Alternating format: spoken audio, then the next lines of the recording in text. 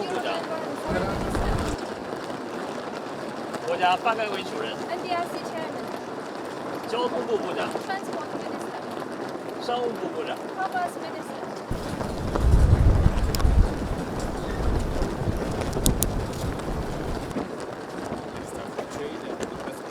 投资贸易部长，信息通信部长，大使，驻华大使，一回多少？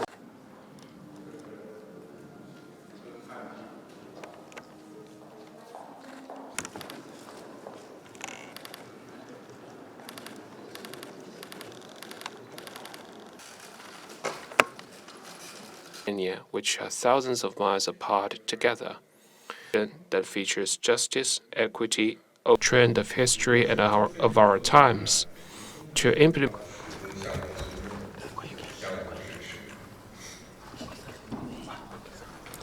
eco-friendliness, peace, and security. Global South. Thank you. That concludes my opening remarks. In friendship and shared progress. As such, this visit is to aligning on Kenya's political and socio-economic priorities. So immensely grateful for China's timely humanitarian support